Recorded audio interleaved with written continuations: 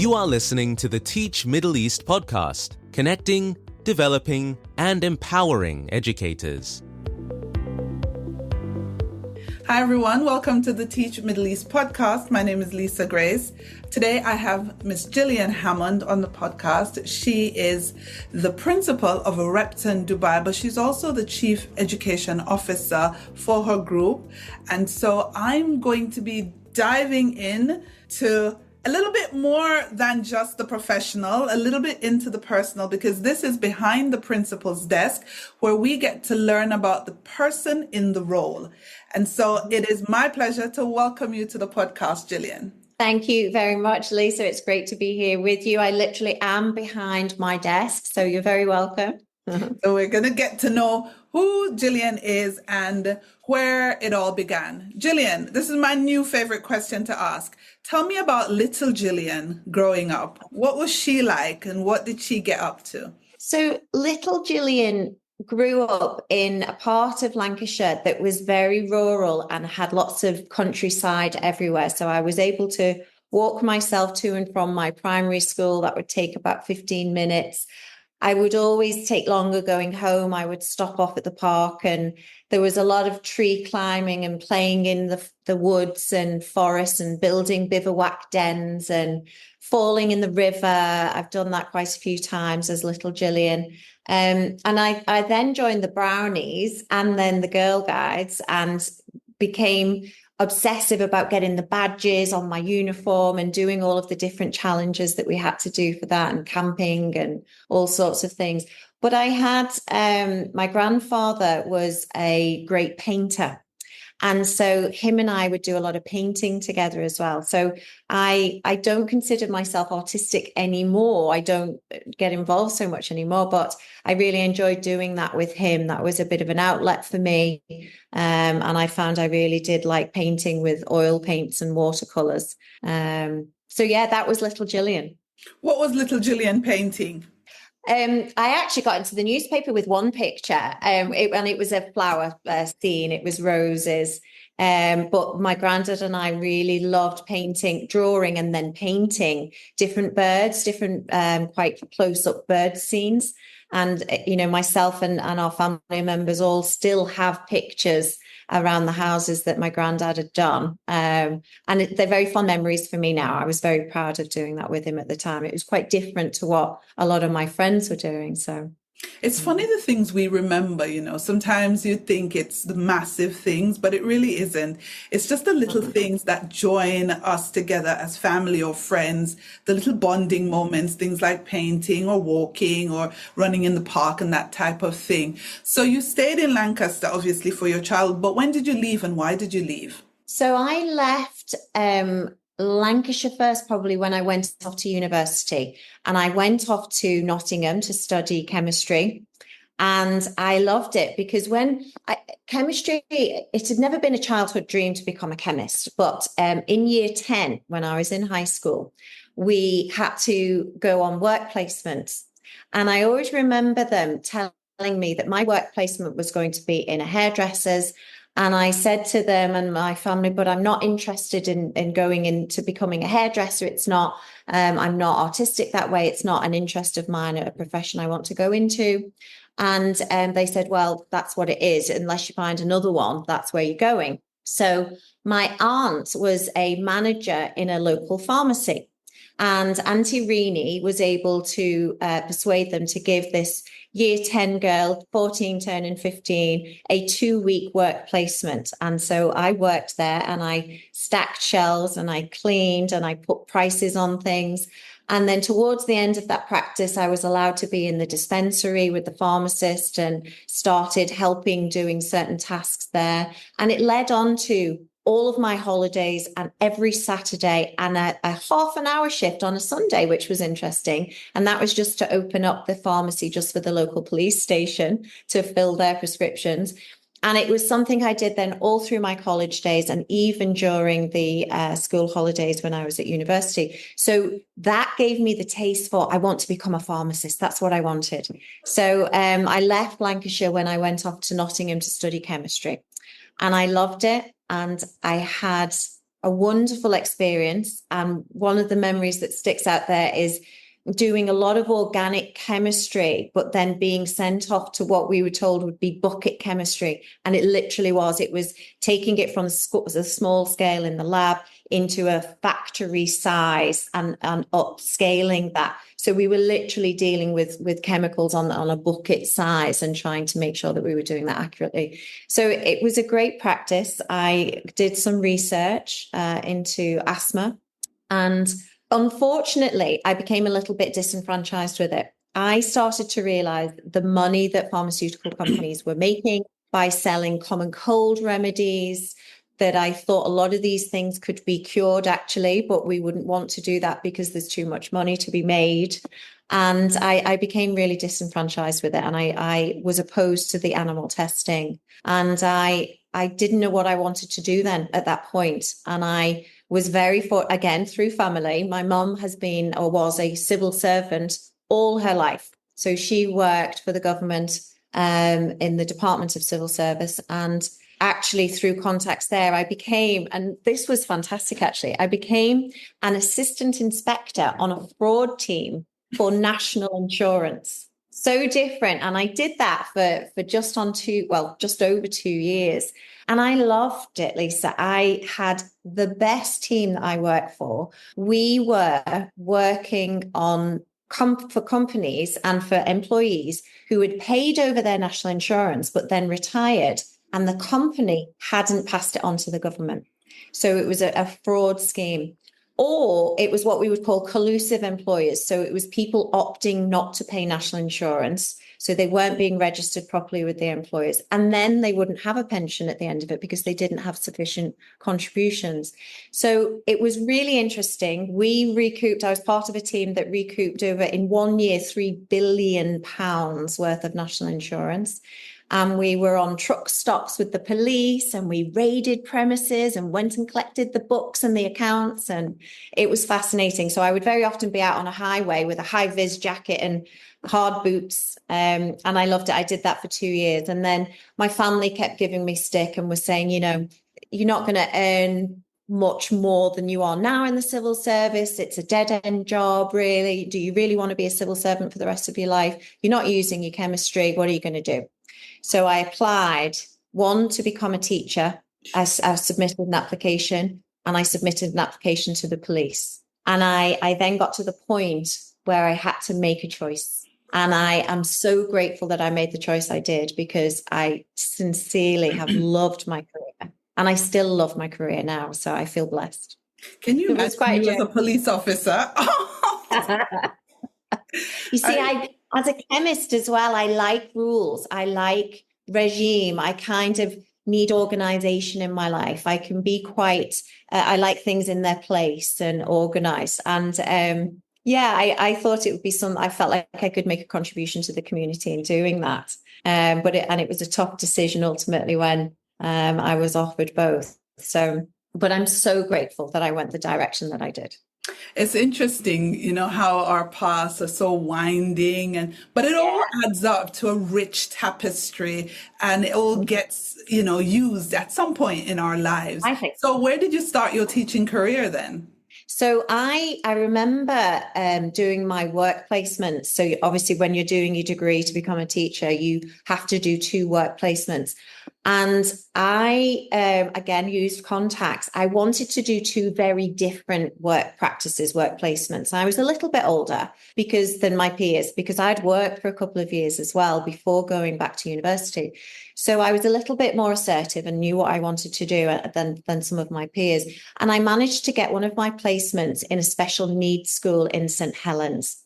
And boy, did I learn classroom pedagogy there, because the challenges that we face day in, day out, we regularly had to do student restraints to keep, maintain safety. I remember taking a group of students pond dipping as their science teacher. And the head teacher said to me, nobody's ever dared take these students out and do that. Are you sure? And I did it. I was adamant that we could broaden horizons for these students. So I started to get a real love for special education as well. And then my second placement was in an inner city school in Maghull. and it was at Maghull High School, and I loved it. It was a school year 7 through to sixth form eventually that I helped set up, and I was there 7 years, and I loved that school. So I had my placement there, and then as I was leaving, they were advertising for a science teacher, and I was like, oh, I have to get this job. And I still remember, it was those days, Lisa, you'll remember when all candidates would sit in the staff room and wait for the decision to be made, and they would tell you on the spot. Doesn't happen these days. You go home and you have to wait. But I remember the head of science walking into the staff room, and there were 5 of us. And obviously I'd worked with this lady and done my 8-week block practice with her and her department, and I really wanted this job. And she walked in and she said, you know, it's been a very difficult decision. And I started feeling faint. And she said, Gillian, we're going to offer you the job. So I was elated, and I stayed 7 years. Wow. And whilst I was there, I had the opportunity to help set up the sixth form there and to make changes there. And I loved it. 7 years was a great learning path for me and a great place to do my NQT. So yeah. And so your journey to international teaching, how did that transition happen? Because I'm interested. Great question. Yeah, that's a great question. So I love travel. That is something I'm really passionate in. And I really wanted to keep exploring different education systems as well. And I saw that there would be, you know, the tests. It used to be the newspaper, Lisa, I'm that old, would be left in the staff room. It would be pinned up. And I saw that there was an international section. It had never occurred to me. And I kind of was growing out of the county that I was living in as well. It's really quiet. There was not a train system really there. You had to drive to the nearest, biggest cities. And I was restless, and I saw a job advertised in Italy. And as we used to have family holidays there, I had very fond memories, and it was in an international school in Italy. And I met with the principal in London, got the job, and I agreed that I would go for 1 year. And I went to support in modeling department heads' roles around managing budgets and performance management of staff and monitoring the curriculum and lesson observations. And so I went and worked with a gentleman called Jonathan Pram and his amazing team out there. And I loved that this school, it was FS all the way through to year 13. And attached to it, we shared a canteen with an old age pensioners' home. So there was residential living there for the eldest in the community. And I loved how connected we were as this family, this community, a lot of Italian, predominantly Italians, but a lot of expats as well. And that for me was just, I adored it. But it was when I left Maghull, the senior leadership team asked me to meet with them before I left because they thought I was crazy. They actually said to me, they thought I was ruining my career and I shouldn't do it. And if I go abroad, they wanted me to promise them I would only go for a year. And so I believed them at the time. I believed that that was true. And so after the year that I'd agreed with Jonathan Cram at this international school in Turin, I came back and I worked for Belvedere Academy. And Belvedere in Liverpool was a GDST girls' school, private, independent, fee-paying girls' school. And we converted it into, it was of national interest, actually. We converted it into a non-fee paying, non-entrance exam, all girls academy. And it really opened up some doors for some of the girls in that inner city area of Prince's Park in Liverpool. And I had 3 very, very good years enjoying myself with working with Belvedere. And then I went down to Brighton into a school in special measures. I was part of a brand new SLT team that a principal had been tasked to form, Philomena Hogg, who became my mentor. And I worked there and we managed to get the school out of special measures. And we were delighted with the outcome of the Ofsted inspection. And Phil, the principal I'd worked with, Philomena, retired. And we were all saying, yeah, she's not ready for retirement. And the next thing I knew, she'd come out to Abu Dhabi and she'd come out as a consultant for ADEC. And I got a call from her. I'd done 3.5 years at that school, Brighton Aldridge Community Academy. And I got a call from her in the November. I'll never forget it. And she said, Gillian, I need you to come and help me with the behavior of these boys. And so she was struggling implementing behavior systems in this school. and asked would I come out. And so I got permission from the chair of the governors, Sir Rod Aldridge, that I could come out in the January that following year. So that was my start of falling in love with the UAE back in 2018. So I joined a GEMS school in Abu Dhabi and never looked back really on my UAE journey. Wow. So somehow I thought you were out here before 2018. I don't know why that came to my head. No, you're right. I have just, it was 2014. You're right. With GEMS. You're right. I'm saying that wrong. It was 2018, January 2018 with Repton. You're right. Thank you for reminding me. Okay, because I'm like, in my head, I'm going, I'm sure I knew you before that. Yeah, you're spot on. Well done. Yeah. Okay. 2014 with GEMS, and then I was 2018 with Repton Abu Dhabi. Yeah. So over those years, what do you think has kept you going? What's the guiding philosophy? What's the guiding principle? Yeah. I say this all the time. I say it to, the staff and parents, and then even new prospective parents. My personal vision being in a school is very, very simple. I want students to love coming to school every day. Now that takes a lot, and that is that whole rounded, holistic education. It is the children feeling part of something, that they belong, that they are loved and cared for and protected and safe, that they see that they can achieve their aspirations and their dreams, that they're being given drive, that they make friends, that we open doors, that we create experiences for them. I want them to be excited about education and to love coming to school every day. And we see that and we hear it anecdotally. Our parents tell us that children, even though they're sick, want to come into school because they don't want to miss it and they enjoy it. And that is my personal vision constantly. I want us all, if I can get staff to love coming to work, that's also a benefit. That would be amazing. It doesn't always happen. It's a job and but predominantly we have our staff give us long tenure. We have some veterans here who have been here now 17 years. We wear our service badges with pride.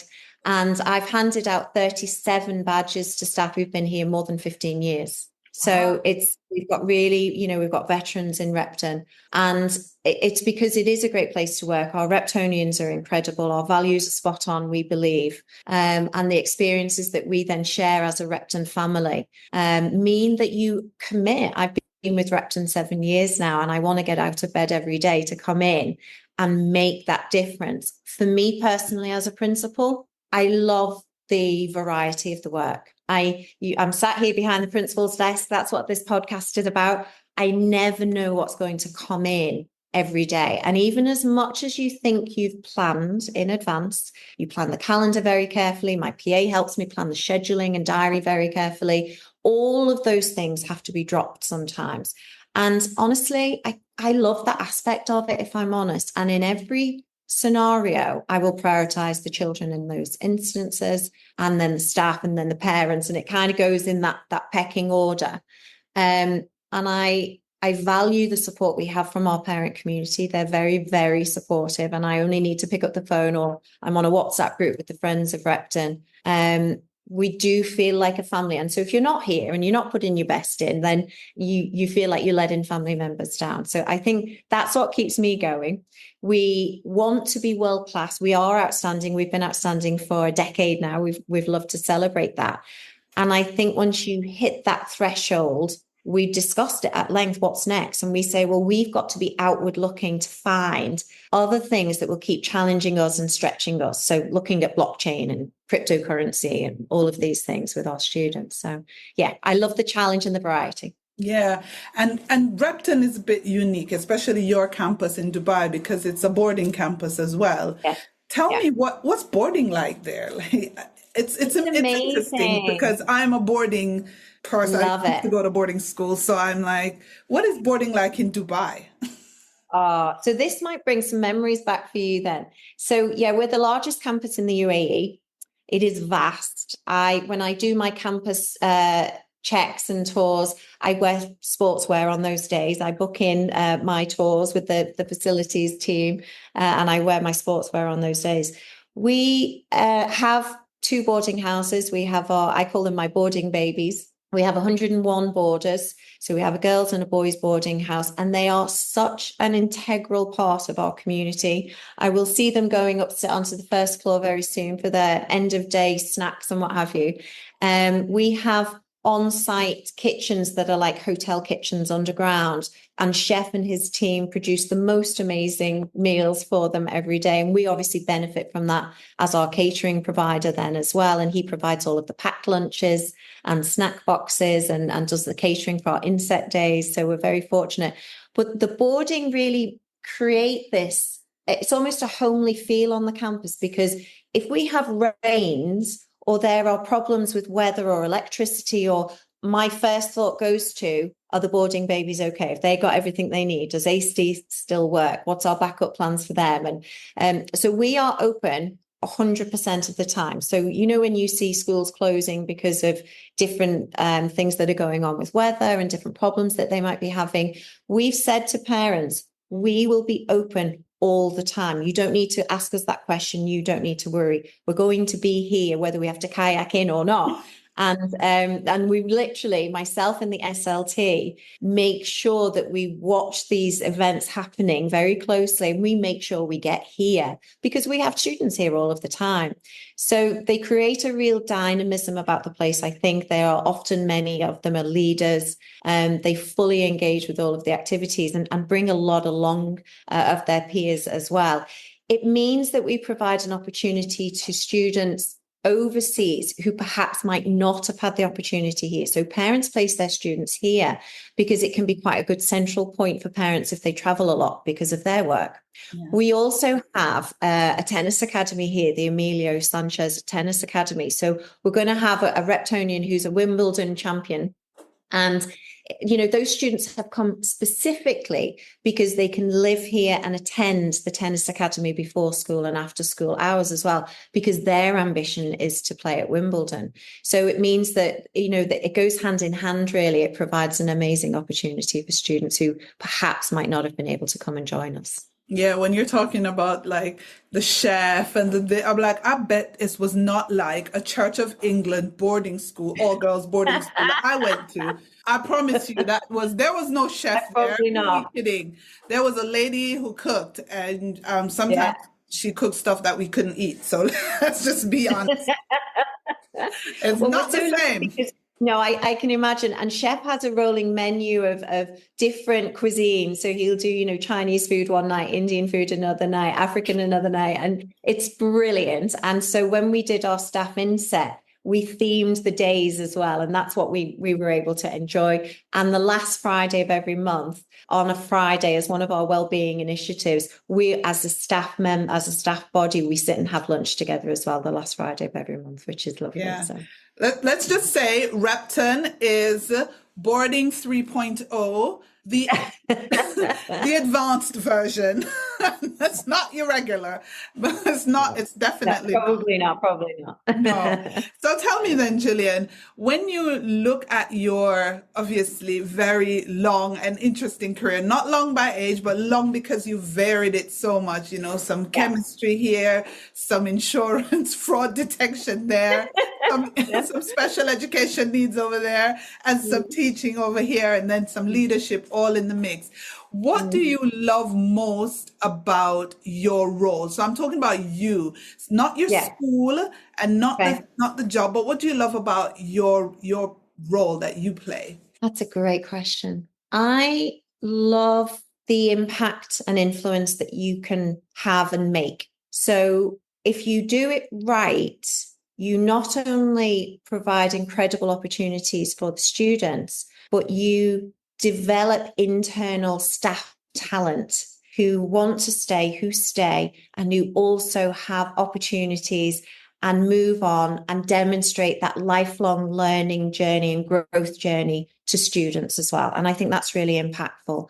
And I think the thing that I'm most proud about my career thus far, besides the students and what the school has achieved and all of those things, is that my senior leadership teams have all progressed in their jobs, in their roles, and in their career. And we've done that with our middle leaders. We've replicated that. So I believe in distributed leadership. We have 72 middle leaders at this school because we distribute it out. And in my 2 previous Repton schools, my vice principal in Repton, Abu Dhabi became the principal. Assistant head teachers became head teachers, both of them, and they are all 3 still there. In Repton Al Barsha, my vice principal became the principal, and so on. And so, we've moved people up and created opportunities. And I'm doing exactly the same here. So we had a deputy head here. She's become a head, actually 2. So both my head teachers, junior and senior right now, were both deputy heads here. So that is internal talent being able to become head teachers and then principals. And I love that because it shows that our staff professional development and our development of leaders is working and is impactful. And I am probably personally very, very proud about that. I love that because this year we're doing leading forward, leaving a legacy. And so I wanted to just check with you, how have you managed to do that? Because very, very few schools have that nice pathway built for leadership, for the teachers and the middle leaders to aspire. How did you manage to do that?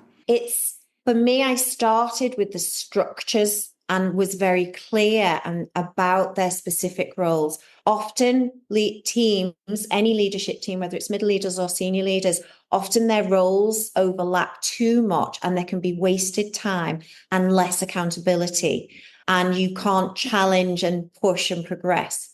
So I started with the middle leaders and looked at, well, what do we need? Not tailor making roles to personalities or people in them, but actually saying, no, these are the roles that our students and our school needs. Let's find the right people for those roles and be very clear about these are the job descriptions and these are your KPIs that you need to achieve. And then replicate that with the senior leaders. However, with the senior leaders, what I do, and we do it every year, and I know it continues in the other 2 schools, is we have a chart and we share it with everybody so everybody sees what are the main top 10 things, if you like, responsibilities for each senior leader. So everybody knows who does what, and no, there isn't any, yes, we support each other. Yes, we have to work together, but everybody knows what their responsibility is and they have the KPIs for that and they take ownership and they can be held accountable for those things. And it's clear to everybody, but every year I mix them up a little bit. So in the September, I give out to SLT slightly mixed up and moved around responsibilities, because when you become a head teacher and then a principal, you have to have had the pastoral experience and you have to have had the curriculum experience and health and safety and safeguarding. So I try and make sure that everybody keeps getting something they're passionate about and we know they can be amazing at, but also something that puts them outside of their comfort zone a little bit. And you should see some of their faces sometimes. And they're sort of, I've no experience of doing that. And I'm like, that's why you're now going to take it now, because you've no experience of doing that. And I see your potential and the capacity. So it's trusting, it's giving the structures in the first place, it's holding people to account, but it's then the praise, the recognition, but also the trust. And I try and use that word a lot. I trust your instincts. No, I trust your decision on that. Well, no, I trust that you've written that in that policy and you'll do that with your team. So I regularly use that word and it seems to work. Very, very proud of them. Yeah, it's a good track record. If all your 3 have moved up and more, it's a good track record. And I love that word trust, because that trust means that it doesn't come with any sort of it does come with nervousness, because you have to be like, oh my God, is it? But it comes with the ability for them to fail and come to you and say, oh, that didn't work. But knowing that you're not going to come down on them like a ton of bricks, that they can go back and fix their mistakes, because people want that freedom to fix mistakes that they've made. I like It's how we learn. It's how we learn, isn't it? Through making mistakes. I like that. And we say that one of our values is to have a growth mindset. And we have to model that. We have to model that all the time to middle leaders, to our teachers and to our students. And there's a lot of power in the word yet. So we say, well, I haven't got experience of that yet. Well, I don't know how to do that yet, or I can't do that yet. So we don't let anybody get away with using that kind of language unless they add the yet. So we have a growth mind. Love that. Thank you. So Gillian, how do you take care of you then? Because you're busy, big old campus. Yeah. What are you doing for you? Do you know, I'm very good at this now. I'm nailing it. I think it takes a while, Lisa. It really takes a while to do that. And I stand by that as SLT, we have to model us switching off. Because if we don't, and we still are working, that's usually picked up by emails or through other staff. So our work just ultimately goes down as well. And that can't always happen. So I have, in all 3 schools now, introduced a 6:30 rule. And it took a while for the directors and service providers and our CEO and all of the different people in governance that we work with to get used to that you're not going to get a response from us before 6:30 in the morning or after 6:30 p.m. at night. Only during working hours, unless there's a real emergency, and then they know, of course. But so that we stand by that rigidly. During the holidays, or weekends, I don't expect staff to work. We work really, really hard during term time, but we don't expect staff to work. And I model that. So I share what books I'm going to read. I share where I'm going to go traveling on holiday. But what we do have for our senior leadership team is, in all of our schools, we have an on-call rota. So on our out of office, if anybody emails us, it will say, this is the HR person that you need to contact. This is compliance. This is finance. This, all key ones. But if there's something urgent and you need to speak to an academic and you need to speak to a senior leader, then these are the ones who are on call. So it's like fastest finger first. When my PA puts out the schedule for you to write your names in the dates that you want, because that can be flexible, and we swap them with each other if we've got a wedding or a special event. And it means then that so we've just had half term now. I did the first Sunday of the half term. That was my on-call day. I don't open my emails. We don't have our notifications on. I only check for emails on that day, and I'll only respond to urgent ones. You have to train for the expectations, and I ignore everything else. And I try, and what we say to each other is we trust each other's decisions. So if it's a SLT member having to make a decision about a junior school issue, but they're predominantly senior school, that's okay. We'll trust their decision and we'll allow them to handle that. And we model that, and you have to be so strict with yourselves. And sometimes we have to remind each other of that as well. And we do, and we challenge each other about that. So this half term, I was very lucky, and I went away on holiday and I worked one day. And when I say worked, I checked for urgent emails. And that was all I did. So I'm very good at that now. I probably do work 6:30, if I'm honest, on those days, in our term time days. But I literally check. I can be at home from, 5:30, but the last time I look at emails is about 6:20, just in case there's something I need to see. And after that, everybody knows we're off duty. So good. I've got better. Good. Because there's so many people who are on that email at 10 at night, and you're like, go to sleep. Sleep is really important. You need sleep. Yes. You'll make drunk decisions, and drunk not by alcohol, but drunk by lack of sleep. You'll make drunk decisions if you don't get proper rest. So what are you doing? Are you running? Are you jogging? Are you yogaing? What are you doing? I'm an avid reader. I love reading. Reading is my escape. I took 3 books with me on holiday. I got through 2. I love reading, but I'm a yoga girl as well. So I as you get older, you need to keep that flexibility and strength going. So I really like yoga. I'm not a big gym or running fan. I'm going to be honest with you. My sister would find that hilarious if she thought I was doing that, because she's the complete opposite. But no, I'm not. I like swimming when I'm on holiday. I really do like swimming. That was something I used to do a lot as a kid as well. But yeah, reading and yoga, I would say, particularly during the work week, obviously seeing friends, socializing. I also have a dog, and she makes me walk twice a day, which is very healthy. And I appreciate that, because sometimes you might not feel like going out and doing that. And, it's much nicer now with the fresh air and the cooler temperatures. And I actually really enjoy feeling that when I go out now as well. And I probably wouldn't have done that as much if I didn't have the dog to do that with. So she's very funny. She's still quite young. So. That's brilliant. So last question, fill up our reading list. Help us out with our reading list. what books have you read recently that you are like, get this on your shelf now? Oh my God. Get this on your shelf now is Lessons in Chemistry. I've read it twice because I love it so much. It's nothing to do with chemistry, well, one of the characters is a chemist, but it's not chemistry based. It's not for scientists. It's a wonderful book about a lady overcoming some bias. It's set, many, many years ago, but it's a fantastic book, and it's laugh out loud, but it's also sad in parts, and it makes you think.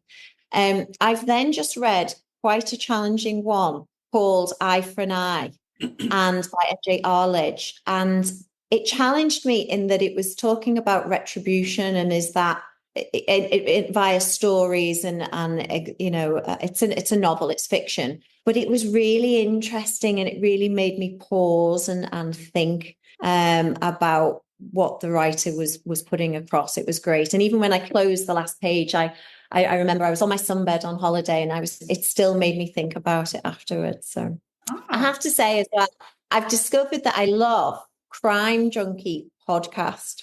Yeah, I love true I crime don't know as if you've heard about that. I love podcasts of an evening. If my mind is still thinking about work and my eyes are too tired to read anymore, I will stick a podcast on, and I often don't hear the end of it, but it's something that really does relax me. So yeah, and my new one it's called Crime Junkie. So yeah, ooh, love it. Thank you, Gillian. Very welcome. Thank you so much, Lisa. I hope to see you very soon. And you. Thank you for being on the podcast. Of course. Thank you for listening to the Teach Middle East podcast. Visit our website, teachmiddleeast.com, and follow us on social media. The links are in the show notes.